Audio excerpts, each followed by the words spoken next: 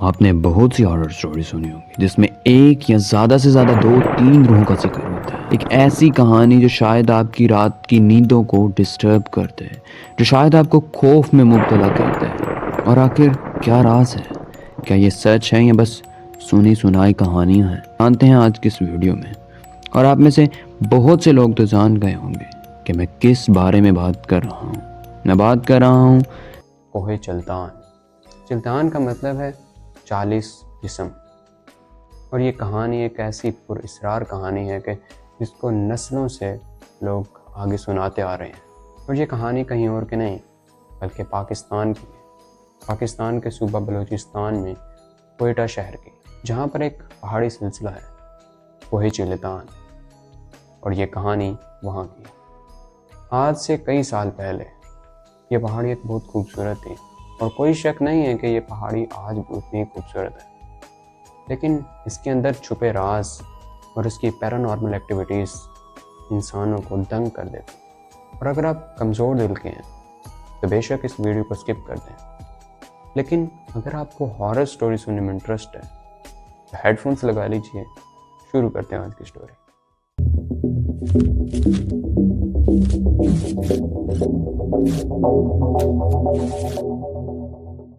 ये कहानी एक ऐसे जोड़े की है कि जो औलाद के लिए तरस रहा था और उन्होंने बहुत से पीरों और दरबारों के चक्कर काटे और बहुत सी दुआएं की कि उनकी औलाद हो जाए, लेकिन वो औलाद से महरूम थे। फिर एक रोज़ किसी ने उनको मशवरा दिया कि एक पहाड़ के बीच में एक बाबा बैठते हैं और तुम उस बाबा के पास जाओ और वो तुम्हें तवीज़ देगा जिससे तुम्हें औलाद हो जाए।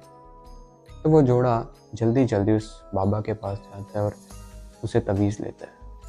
तवीज़ को इस्तेमाल करने के चंद अरसे बाद उनको औलाद हो जाती है, लेकिन एक या दो बच्चे नहीं बल्कि पूरे 40 बच्चे। शुरू शुरू में तो वो जोड़ा बहुत खुश था, लेकिन जैसे जैसे वक्त गुजरता गया तो खाने पीने के हालात बिगड़ते गए। और एक रोज़ बाप के जहन में एक बहुत खौफनाक ख्याल आता है और वह सोचता है कि वो अपने बच्चों को एक जंगल में छोड़ आएगा जहाँ पर कुदरत उनको पालेगी। तो उसने ये बात अपनी बीवी को बताई।